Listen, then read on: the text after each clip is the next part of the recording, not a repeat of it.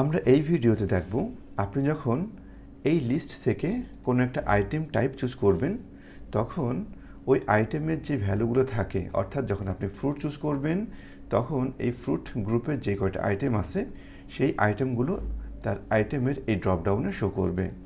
আবার যখন আপনি ফ্রুট না আপনি চুজ করতে চাচ্ছেন ফিশ, যখন আপনি ফিশ চুজ করলেন তখন এই আইটেমের লিস্টে এই ফিশগুলো শো করবে, অর্থাৎ ফিশের লিস্টে যে আইটেমগুলো আছে সেগুলো শো করবে। আবার যখন আপনি ভেজিটেবল চুজ করবেন তখন এই ড্রপডাউনে শো করবে ভেজিটেবলের লিস্টটা। আমরা এই ডাইনামিক এই ড্রপডাউনটা তৈরি করব। আমরা এখন দেখব যে কিভাবে এটা আপনি করবেন। আমাদের এখানে এখন কোনো ড্রপডাউন নেই, আমরা এখন নতুন একটা ড্রপডাউন করব আইটেম টাইপের জন্যে। আইটেম টাইপে ক্লিক করলাম, এখন আমরা ডেটাতে ক্লিক করব। ডেটা থেকে ডেটা ভ্যালিডেশন আমরা ক্লিক করলাম। এখন অ্যালাউ থেকে আমরা চুজ করব লিস্ট, আর এখানে সোর্স, এই সোর্স আমরা চুজ করব ফ্রুট থেকে ভেজিটেবল পর্যন্ত। এখন তিনটা ভ্যালু শো করলো। এখন আমরা আইটেমটা লোড করব এবং আইটেমটা যেন ডাইনামিক্যালি লোড হয় on the basis of the item type. আমরা এর জন্য তিনটা নেমিং করব, অ্যাপল থেকে স্ট্রবেরি পর্যন্ত, এবং আমরা এই নেম বক্সে লিখব FRUIT ফ্রুট। তারপর আমরা বাটা থেকে শুরু করে আমরা শ্রিম পর্যন্ত সিলেকশন করব এবং এখানে আমরা লিখব ফিশ।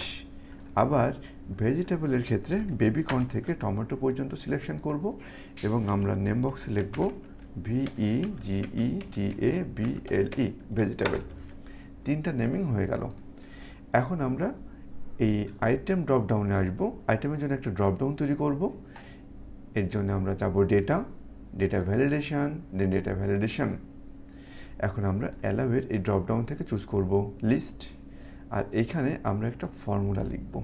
ফর্মুলাটা হবে ইকুয়াল INDIRECT ইনডাইরেক্ট, ব্র্যাকেট শুরু করলাম, আর আমরা G5 অর্থাৎ এই সেলটাকে লিঙ্ক করে দিলাম। এখন জাস্ট আমরা ওকে বাটনে ক্লিক করব, ডান। এখন দেখেন যে ফ্রুট যখন আমরা চুজ করলাম তখন ফ্রুটের ভ্যালুগুলো এখানে লোড করলো। যখন আপনি ফিশ চুজ করবেন তখন ফিশের এই ভ্যালুগুলো শো করলো। আবার যখন আপনি ভেজিটেবল চুজ করবেন তখন অটোমেটিক্যালি অর্থাৎ ডাইনামিক্যালি আইটেমের এই ড্রপডাউনে ভেজিটেবলের আইটেমগুলো শো করবে। অর্থাৎ আপনি ইন্ডিপেন্ডেন্ট করলেন আইটেম টাইপটা এবং ডিপেন্ডেন্ট করলেন আইটেমটা, অর্থাৎ দুইটা ড্রপডাউন আপনি তৈরি করলেন। এইভাবে যদি আমরা ডেটা ভ্যালিডেশন সেট করে ডেটা এন্ট্রি করি সেক্ষেত্রে আমাদের ইনভ্যালিড ডেটা এন্ট্রি করা স্টপড হবে।